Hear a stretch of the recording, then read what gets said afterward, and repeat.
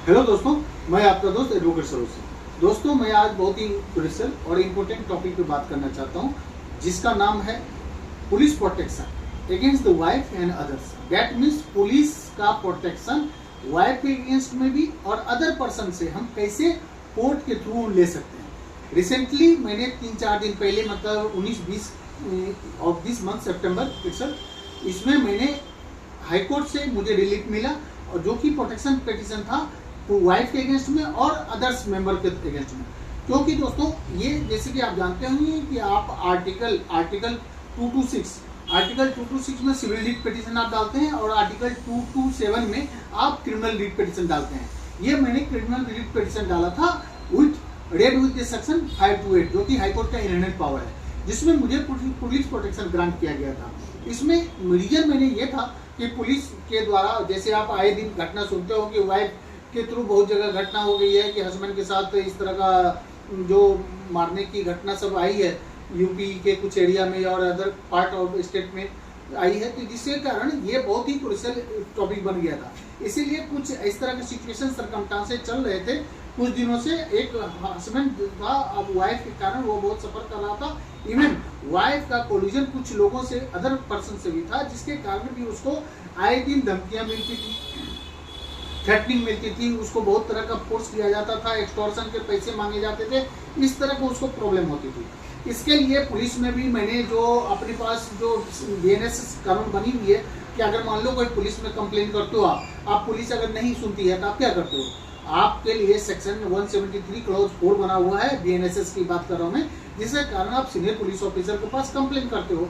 आप उसको बताते हो कि भैया मेरा इस तरह का प्रॉब्लम है, मैं इस थाने में गया था और मेरा ये कंसर्न एसएचओ मेरे कंप्लेन पे कॉग्निजेंस नहीं ले रहा है, ध्यान नहीं दे रहा है, कोई भी ध्यान नहीं दे रहा है, तो इस कंडीशन में मैं आपके पास आया हूँ। तो आपका 173 क्लॉज 4 का बेनिफिट के लिए मैं गया भी, वहाँ भी मैंने किया। फिर आपको होम मिनिस्ट्री से लेके हर जगह मैंने कंप्लेन किए थे on behalf of my client. उसके बाद भी क्लाइंट का बात पे कोई ध्यान नहीं दिया गया था। उसके बाद मैंने इवन 1-2 इंसिडेंट भी हो गया था। इंसिडेंट होने के बाद पुलिस ने, मतलब पुलिस में कंप्लेन देने के बाद पुलिस एक तो ध्यान नहीं दे रही थी, अगर ध्यान दे भी पुलिस तो उन्होंने एनसीआर लॉन्च कर दिया।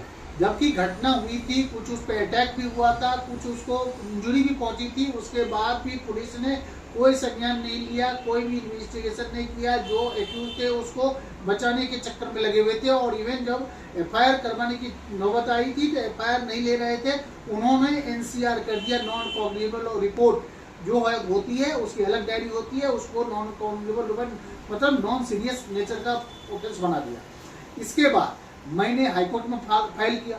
हाईकोर्ट ने पूरी पुलिस को नोटिस किया स्टेटस रिपोर्ट के लिए। स्टेटस रिपोर्ट में पुलिस ने क्या किया था, इंटेंशनली डिलिबरेटली इसको बताया कि नहीं, हमला तो हुआ था और मारपीट हुई थी, इंजुरी तो हुई थी, लेकिन ये क्या कर दिया था, voluntarily causing hurt.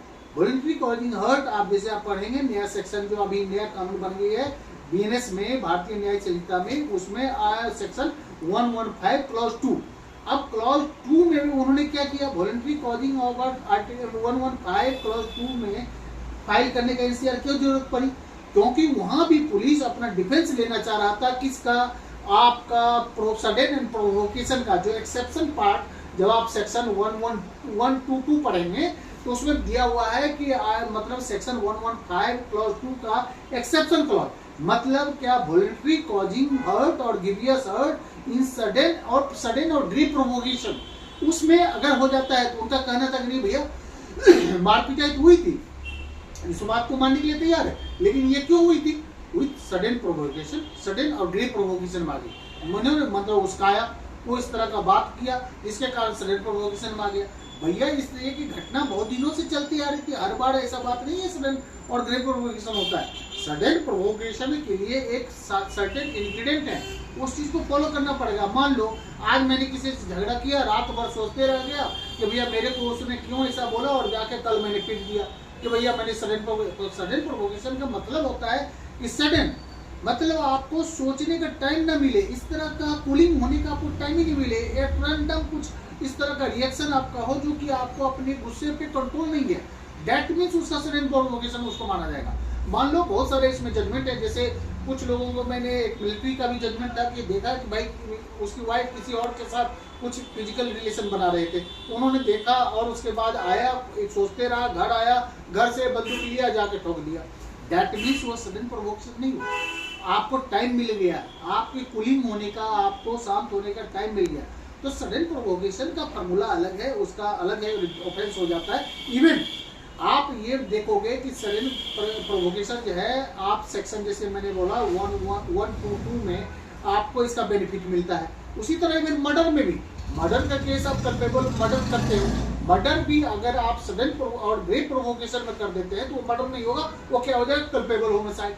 That means it not amount to murder, not amount to murder हो जाएगा। इसका बेनिफिट हम लोग लेते हैं, और लोग लेते हैं कि भैया मैं इंसिडेंट जानबूझ के नहीं किया, सडन प्रोवोकेशन हो गया।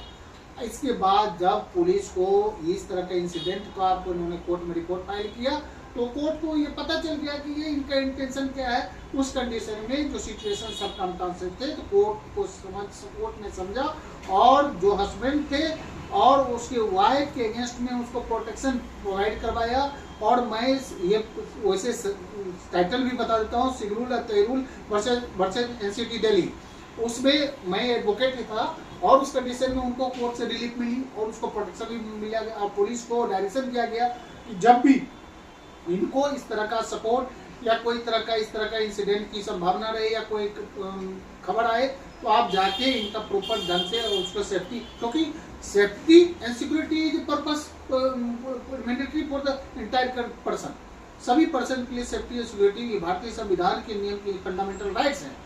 तो इसीलिए कोर्ट ने इस बात को समझा और सिक्योरिटी का ऑर्डर दिया, पुलिस का प्रोटेक्शन ग्रांट किया।